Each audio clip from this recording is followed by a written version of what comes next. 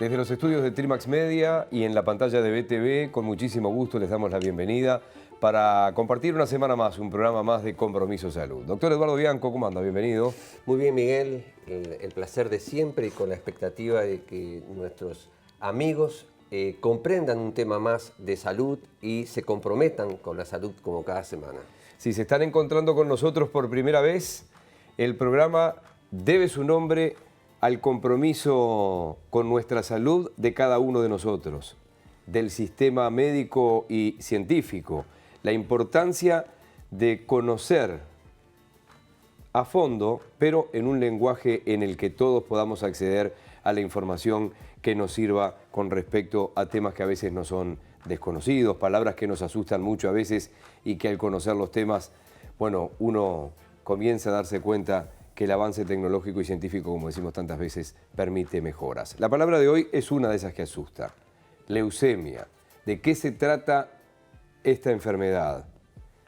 ¿Cuál es la parte del cuerpo que comienza a afectarse para, seguramente muchos de ustedes darse cuenta, entender rápidamente que esto va a afectar la sangre muy rápidamente? La incidencia en nuestro país, la incidencia en hombres y mujeres, la tendencia mundial y cómo poco a poco también comienzan a revertirse las muertes. El doctor va a ir a fondo con esto en el informe inicial, en el segundo bloque y obviamente en nuestros bloques centrales cuando vengamos con un invitado para hablar del tema. Exactamente, Miguel. Este es un tema que yo recuerdo la palabra de chico, ya en mi casa, es decir leucemia causaba realmente...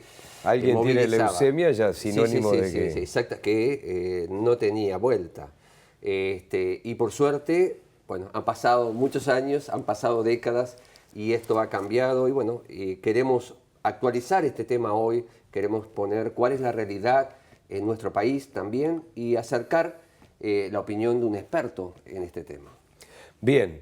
Les voy a dar las vías de comunicación. Los que habitualmente nos siguen saben que nuestro correo es compromisosalud@gmail.com o nos pueden seguir en Twitter @saludcompromiso para poder allí saber los días que estamos, los temas que se tratan o proponernos, sugerirnos temas o distinto tipo de consultas. Con este informe iniciamos el programa de hoy.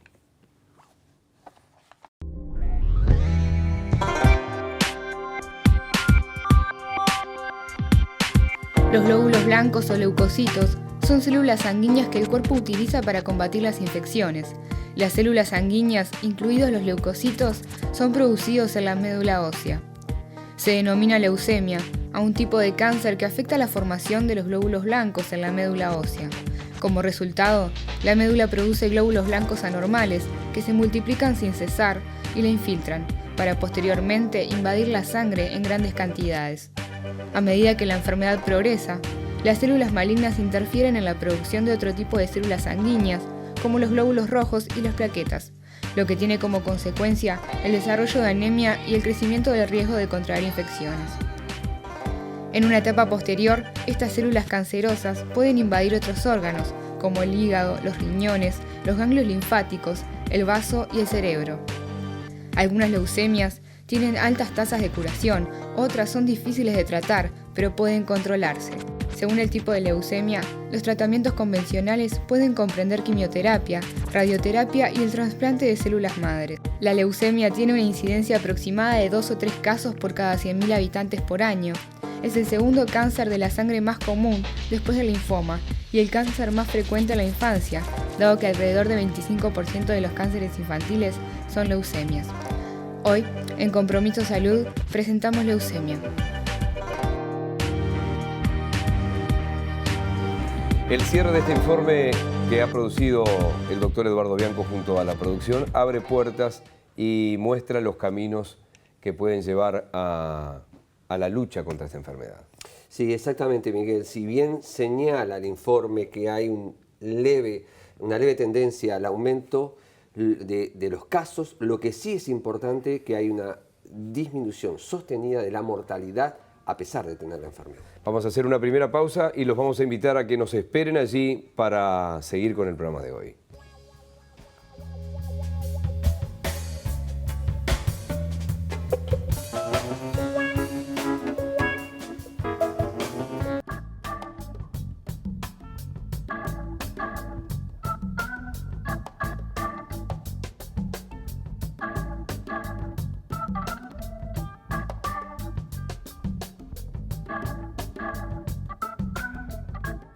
0800 81 89. Ustedes lo veían allí, ese es el teléfono para afiliarte a Gremca. Gremca, la salud a tu alcance. Leucemia. Seguimos avanzando en el tema, doctor Eduardo Bianco. Sí, Miguel, vamos a comenzar este tema por hacer un repaso. Vamos a presentar con este video los componentes de la sangre, cuál es la función de cada uno de ellos. Vamos a hablar de plasma, vamos a hablar de glóbulos rojos, de glóbulos blancos, de plaquetas. Y qué mejor que pasar directamente al audiovisual para entender y después sí profundizar el tema del día de hoy. Adelante.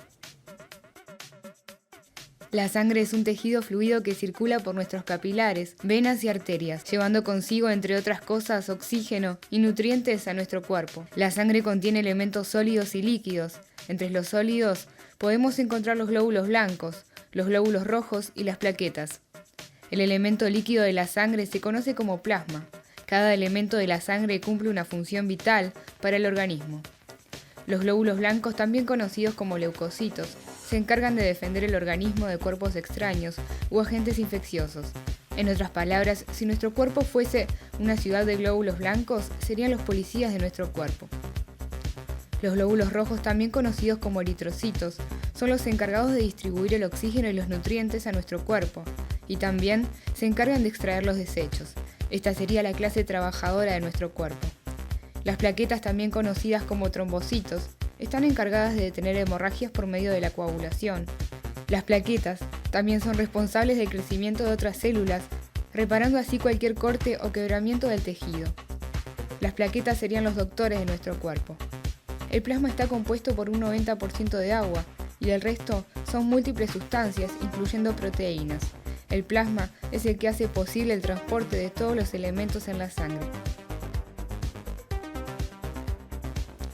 Muy bien, hemos presentado entonces los distintos tipos de células sanguíneas. Hablamos de glóbulos rojos, como decíamos, de glóbulos blancos y de plaquetas. Y vamos a centrarnos en una enfermedad específica de los glóbulos blancos, también llamados leucocitos. Los leucocitos son células que tienen un núcleo que en promedio por milímetro cúbico en sangre hay entre 4.500 y 11.000 y que constituyen solamente una ínfima porción del total de la sangre. Hay distintos tipos de neutrófilos o de leucocitos, mejor. Los granulocitos, que los vemos en este sentido porque tienen núcleos con lóbulos. Hay tres tipos: neutrófilos, basófilos y eosinófilos. Cada uno de ellos tiene una función muy específica. Decía el video que están encargados de la defensa, vamos a mencionar algo más específicamente. Y el otro tipo, los que tienen un solo núcleo, linfocitos y monocitos. Esto no es importante, pero ustedes lo van a ver en los exámenes de sangre, por lo menos para que tengan una idea, y aquí se los presento. Leucocitos, entonces. ¿Qué hacen los neutrófilos, que son los más frecuentes, los que están en mayor proporción? Actúan en la reacción inflamatoria aguda ante infecciones, ante procesos infecciosos en general bacterianos, y varios de ellos tienen, la capacidad de fagocitar, o sea, englobar a las bacterias y como tragarlas para poder digerirlas. Estos, por ejemplo, en una lesión de piel, son los que generan el estado inflamatorio y el pus en una herida. Pero también tenemos los eosinófilos, que son los que se movilizan fundamentalmente en respuesta a infecciones por parásitos y destruyen los microorganismos en base también al mecanismo de fagocitosis. Los basófilos, que son los que están en menor proporción, tienen en su interior sustancias químicas que intervienen en cierta medida en la reacción de alergia.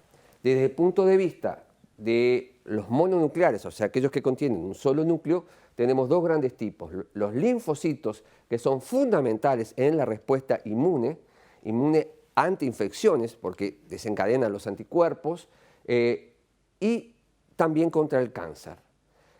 El macrófago fundamentalmente está en los tejidos y actúa localmente, directamente, con esa capacidad de englobar, de tragar las bacterias para poder destruirlas. O sea, eso básicamente, y espero que lo hayan entendido. Sí, porque de lo que usted dice se desprende básicamente que donde esto entre a fallar, la defensa entra a fallar. Y a eso iba, o sea, explicar la función normal para después entender qué pasa cuando falla el sistema.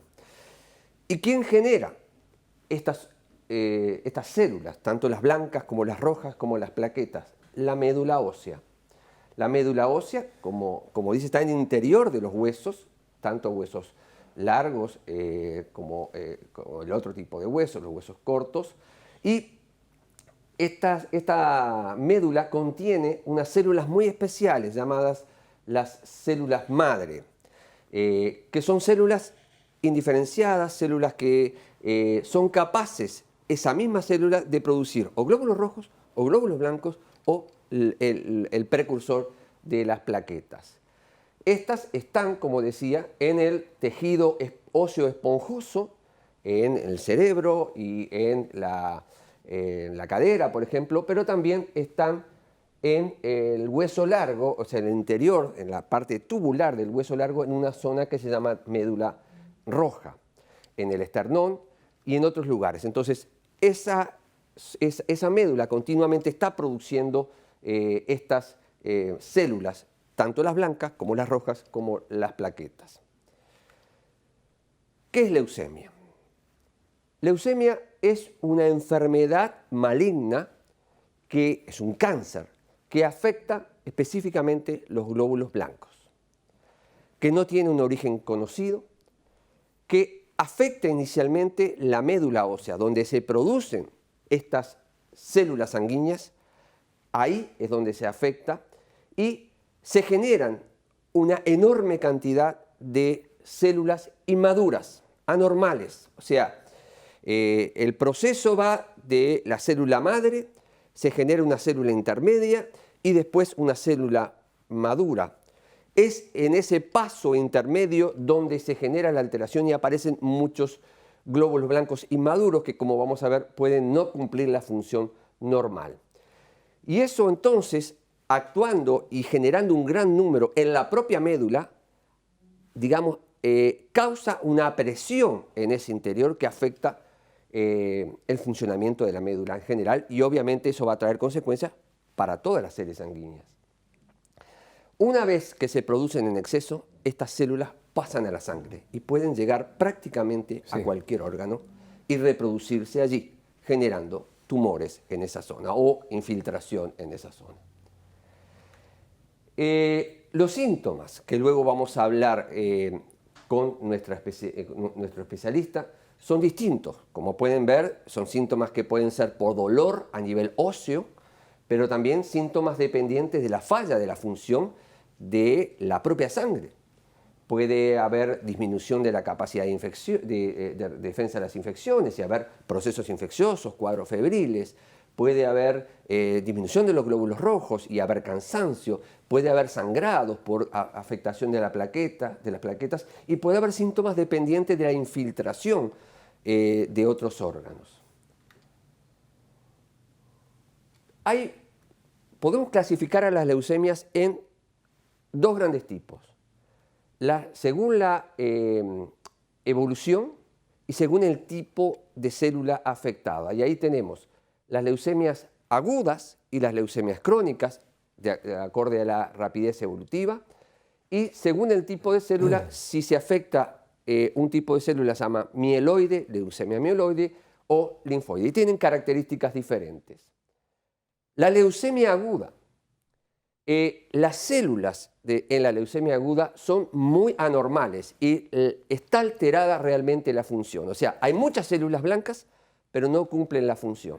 Son inmaduras, a esas células inmaduras se les llama blastos, y este número que aumenta rápidamente en la médula y rápidamente en la sangre determina que este paciente empeore rápidamente y deba ser tratado en forma inmediata. Hay distintos tipos, la leucemia linfocítica aguda, que es más común en los niños, es el tipo más común en los niños de leucemia, pero también puede afectar a adultos, y la leucemia mieloide aguda, que fundamentalmente que puede afectar tanto al adulto como al niño. En la leucemia crónica, las células que están alteradas durante mucho tiempo pueden cumplir una función. Por lo tanto, este problema puede pasar desapercibido y aparecer por un examen de sangre. Y uno tiene tiempo con este problema. La persona puede estar asintomática y, como decía, el diagnóstico es por un examen de rutina.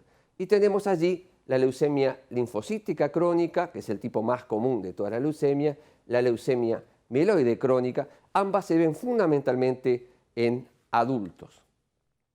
¿Cuáles son los factores de riesgo? Es decir, la causa no la conocemos, pero hay factores que lo hacen más frecuente. Si uno tiene una predisposición para esto, lo hacen más frecuente. Obviamente la exposición al humo del tabaco es uno de los más de los mencionados, la exposición crónica a algunas sustancias químicas como el benceno, la exposición a radiación, el hecho de recibir tratamiento con quimioterapia o radioterapia previa, y estos problemas se tratan con esto, pero a su vez este tipo de tratamiento puede ser motivador de...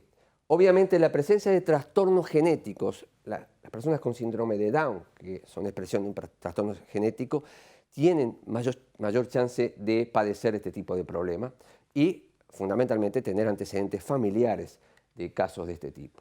El diagnóstico es fundamentalmente por un examen de sangre que se llama hemograma, un estudio completo, un estudio de lámina, y posteriormente se hacen otros exámenes como el estudio de la médula ósea para determinar el tipo de leucemia y otros estudios para evaluar la extensión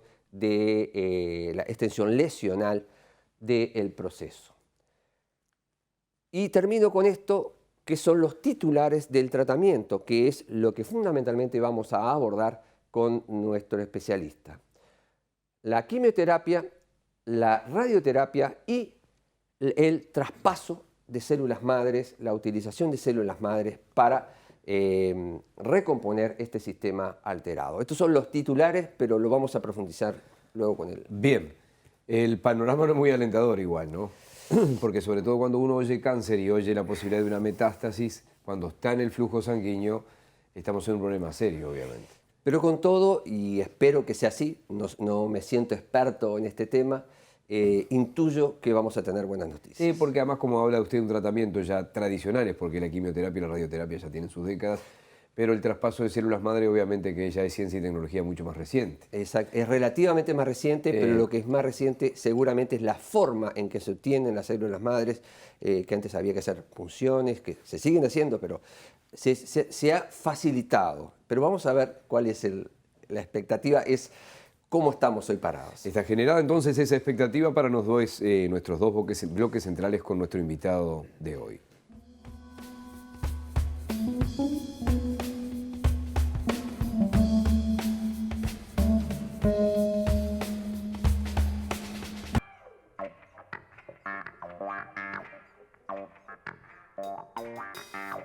Presenta este espacio Aliviol Sport y Chao Dolores. Los que nos siguen semanalmente lo saben, Aliviol Sport y Chao Dolores. Recuerden que ustedes pueden conocer más sobre Aliviol Sport. Pueden entrar a facebook.com/Aliviol Sport, participar allí en sorteos y en distintas promociones en la web. Nosotros recomendamos para antes y después de hacer deporte Aliviol Sport. Hay que pedirlo en la farmacia de confianza. Aliviol Sport y Chao Dolores. Nos va a acompañar en nuestros bloques centrales de hoy el doctor Len Martínez. El doctor Martínez es jefe de hematología de la Asociación Española y de Médica Uruguaya y además es jefe de la unidad de trasplante de médula ósea de la Asociación Española. Doctor, bienvenido, gracias por su tiempo. Buenas tardes, muchas gracias. Doctor Eduardo Bianco. Gracias, Miguel. Bueno, gracias nuevamente por estar con nosotros.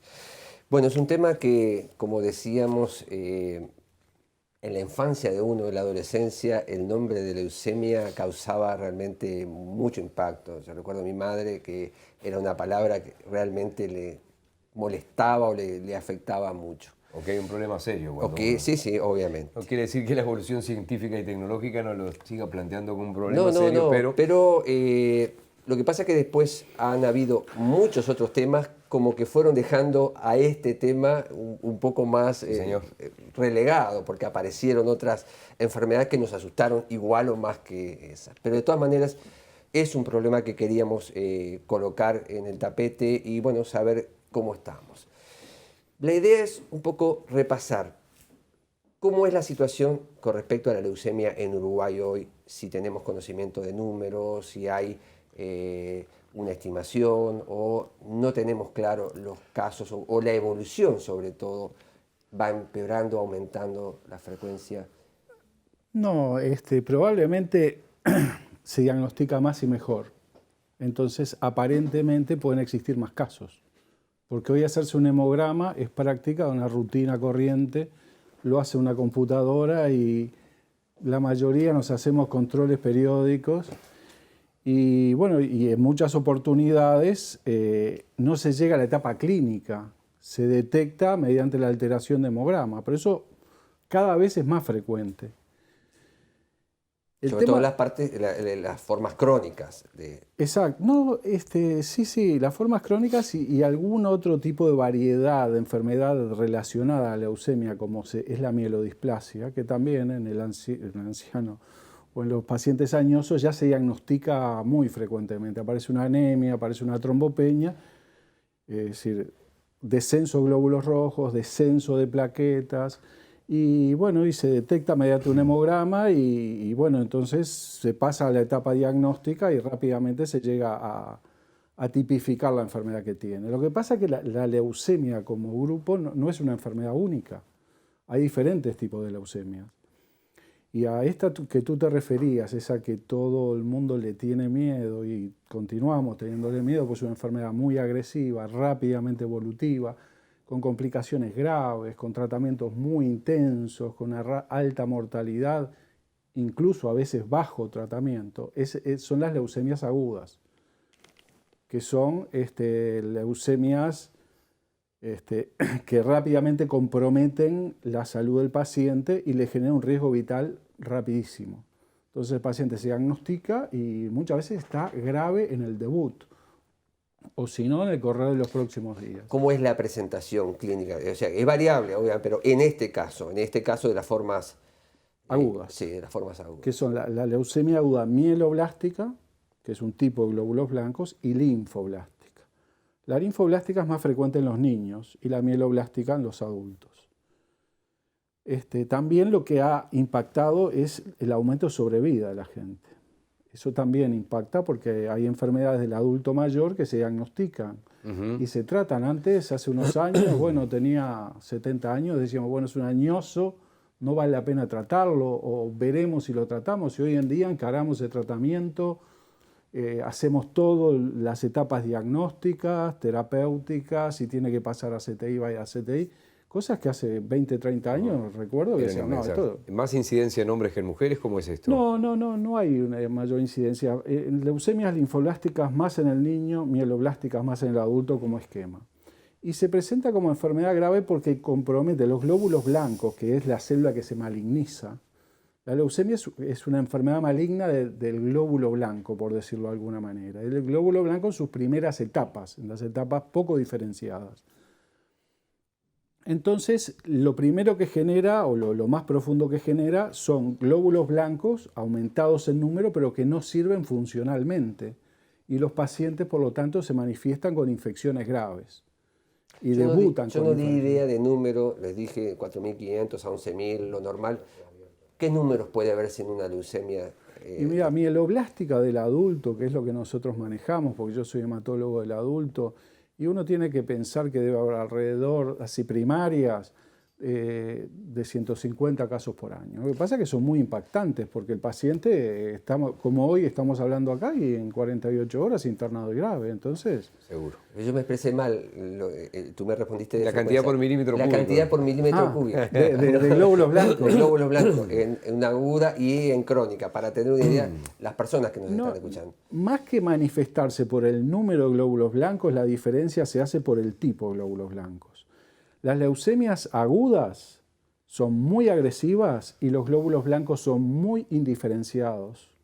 Es decir, son glóbulos precursores de glóbulos blancos, no es un glóbulo blanco en su etapa final de diferenciación que ya funciona, entonces no tiene función ninguna. En cambio, las leucemias crónicas se manifiestan por glóbulos blancos diferenciados, ya sea también mieloide o linfoide en sus dos grandes variedades, y tienen menos, el compromiso no es tan agresivo, la sobrevida es mucho mayor, nos da tiempo para diagnosticarlo de diferente manera, como decías tú, muchos por hemograma alterado. Y bueno, y los encares terapéuticos y diagnósticos son totalmente diferentes, porque uno tiene tiempo de ver al paciente, de analizarlo, de hacer toda la sucesión de pacientes, y en la leucemia aguda el paciente tiene que estar internado rápidamente en un centro idealmente de alta complejidad, donde hay aire filtrado, donde... ¿Hay transfusión, por ejemplo, en el tratamiento? Bueno, sí, las leucemias agudas es muy importante las transfusiones de plaquetas y de glóbulos rojos, ¿no? Glóbulos blancos no se pueden transfundir. Yo traté de explicarlo, pero es bueno que tú también como experto lo aclares. Es decir, ¿por qué una leucemia causa los síntomas o coloca en riesgo a la persona? La leucemia es una enfermedad de la médula ósea. La médula ósea es el órgano que está distribuido en diferentes huesos planos del organismo, que produce glóbulos blancos que están encargados de la inmunidad, y entonces el paciente tiene infecciones graves, severas, rápidamente evolutivas. Glóbulos rojos, que son los encargados de transportar el oxígeno desde los pulmones a todo el organismo. Entonces el paciente tiene mareos, palpitaciones, desgano, falta de fuerzas, se agita al caminar, diferentes síntomas. Y finalmente las plaquetas, produce plaquetas que son fragmentos de células que son un componente importante de la coagulación, que al disminuir en número también generan sangrados. Típicamente en la nariz, en las encías, aparecen lo que le llamamos vulgarmente machucones, y a veces como diferentes tipos de sangrados, más raros, sangrados digestivos, urinarios, en fin. Esos son los síntomas principales, los vinculados a los glóbulos blancos, las infecciones, a los glóbulos rojos, la anemia y el descenso de plaquetas, los sangrados.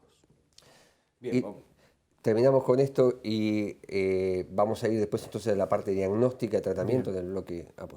Bien, dentro de toda la gravedad, escuchándolos con atención, la rutina del análisis de sangre, digo la rutina en controles, en exigencias, etcétera, etcétera, hace que eventualmente pueda haber un diagnóstico precoz con respecto a otro tipo de enfermedades. Antes de que esté complicado. Exactamente, cuando ya la situación pueda ser grave, como usted decía, de un día a 48 horas.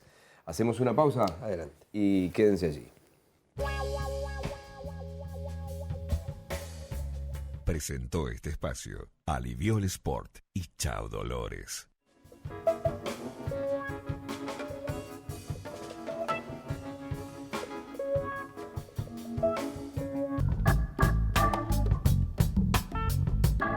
Presenta Óptica Ariel, 18 de julio 1385, frente a la Intendencia. Minutos finales de la presencia del doctor Len Martínez, que como decíamos es jefe de hematología de la Asociación Española y también de Médico Uruguay y jefe de la unidad de trasplante de médula ósea de la Asociación Española. Doctor, usted dejaba allí pendiente ya lo que va a venir en este bloque final. ¿Cuáles son los elementos diagnósticos o los test diagnósticos que se suelen aplicar? El diagnóstico de estas enfermedades ha tenido una expansión del conocimiento exponencial en estos años. Y bueno, comienza por un examen de sangre que, como decíamos, hoy en día un hemograma lo hace en una computadora en un ratito, y ya la propia computadora hasta genera alarmas, nos clasifica las células y ya nos pone, se ven alteraciones y bueno, ya pone a que un hematólogo de laboratorio mire al microscopio. Entonces la primera etapa, que se llama citología, donde a través de microscopios se diferencian este tipo de células, decíamos células aberrantes, bien diferenciadas, mal diferenciadas, ven que hay pocas plaquetas, muchos glóbulos blancos, se ven las alteraciones características. Después de esa etapa, cuando ya se sabe que esto es una afectación hematológica, Entonces el siguiente paso es hacer lo que se llama citometría de flujo. La citometría de flujo también es una computadora moderna que por diferentes mecanismos, a través del tamaño, las características del núcleo, y se le ponen anticuerpos para caracterizar alguna de los componentes de la membrana de las células y del núcleo de las células en algunos casos, o del citoplasma, nos dice qué tipo de células son, con mucho mayor certeza que el ojo humano. Eso también lleva un tiempo, es ya tecnología sofisticada, pero hoy en nuestro medio muchos... ¿Eso tiene alguna implicancia terapéutica posterior, ese hecho?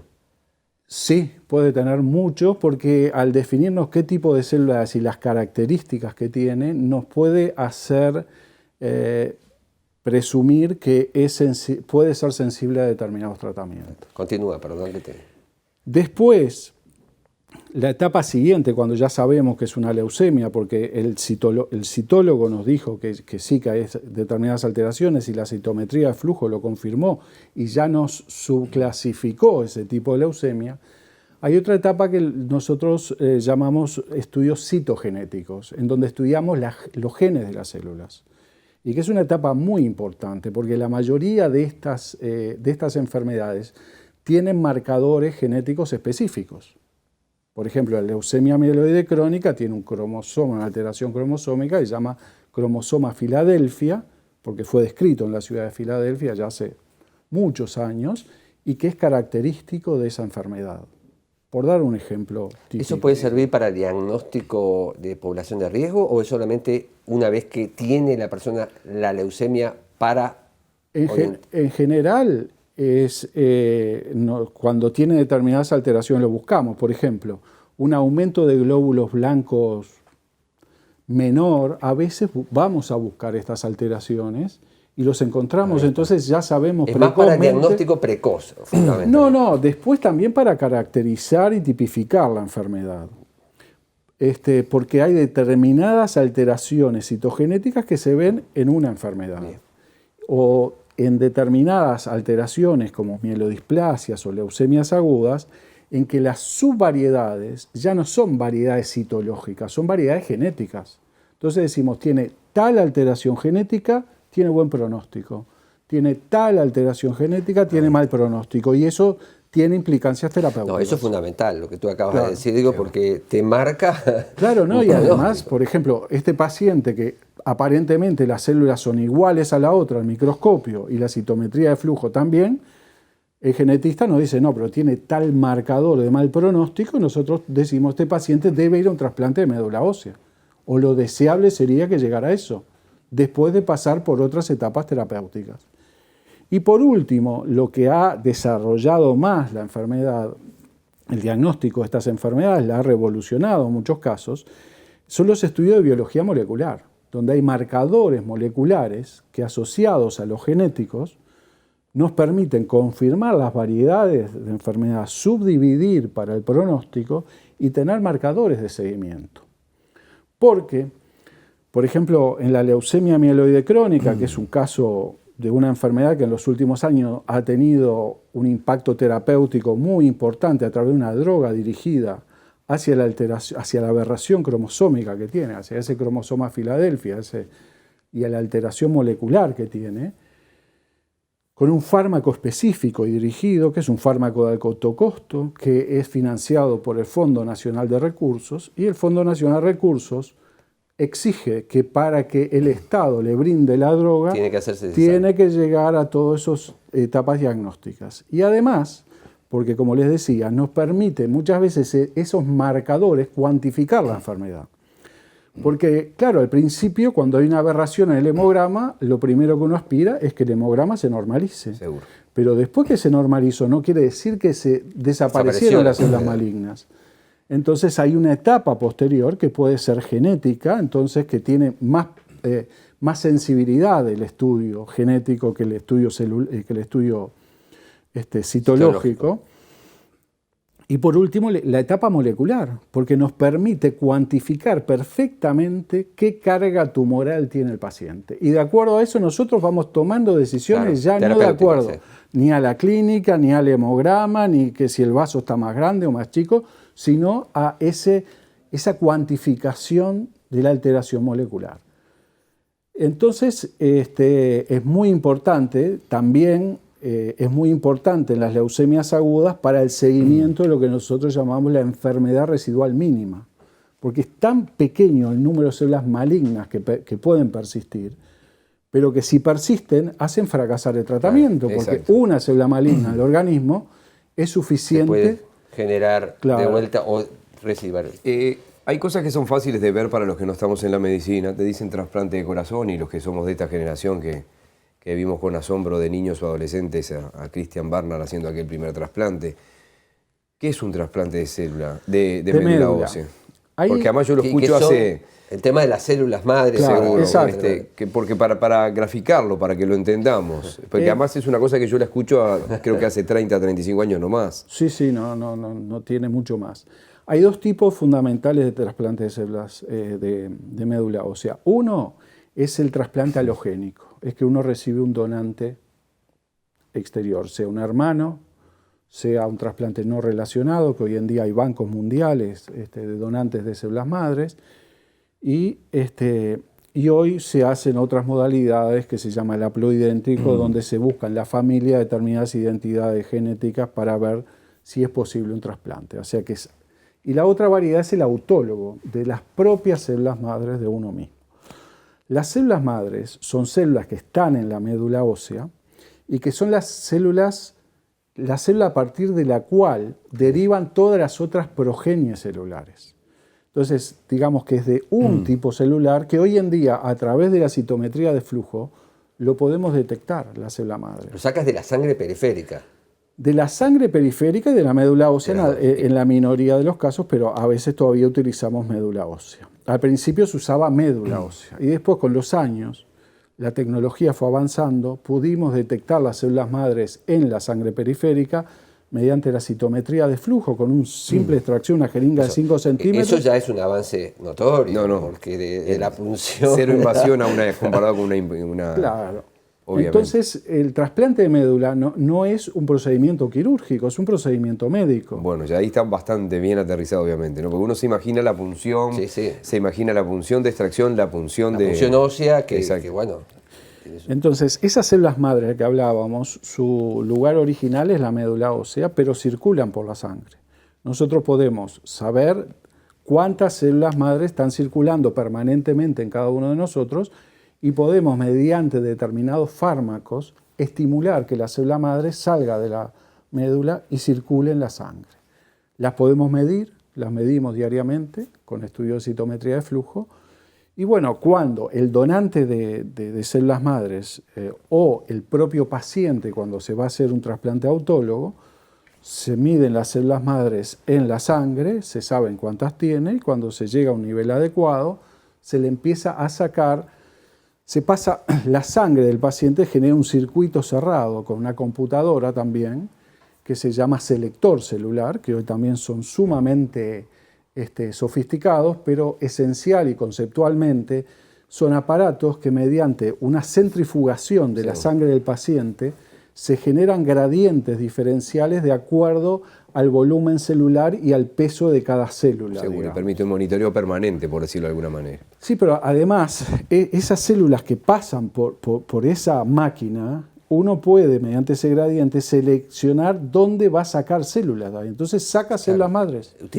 Hace una selección de ese... Claro. Entonces, el donante... ¿Cuán al alcance del público está esto, tanto Hoy en el sector esto privado está o totalmente público? financiado por el Fondo Esto es Nacional de FONASA. Recursos, y te diría que, bueno, todo, el 100% de los procedimientos en Uruguay hace muchos años está. Nos quedan 2 minutos nada más. ¿Algún otro tipo de tratamiento que quisieras destacar? Sí, hoy en día es muy importante, de acuerdo a esa sofisticación que tenemos en el diagnóstico, para llegar a los subtipos celulares de células, hacer tratamientos dirigidos, que es a lo que apunta la medicina, y no ya con quimioterapia, que son los tratamientos clásicos de destrucción masiva y de romper, es decir, yo a veces lo comparo con una caterpillar, rompe todo para que después se reconstruya. No, esto va específicamente dirigido a determinada característica de la célula.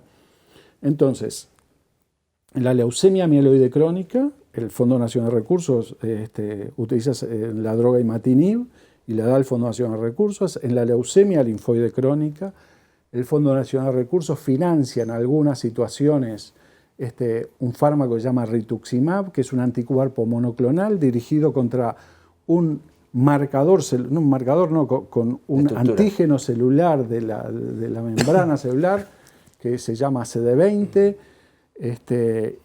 y se utiliza en la leucemia linfoide crónica, y bueno, en las leucemias agudas, mieloblástica y linfoblástica, todavía está en una etapa en que se utilizan las técnicas tradicionales de poliquimioterapia hasta lograr la remisión del paciente, y cuando tiene determinadas características la enfermedad de mal pronóstico y el paciente amerita que se le haga, pasa posteriormente por un trasplante de médula ósea, que puede ser alogénico o autólogo.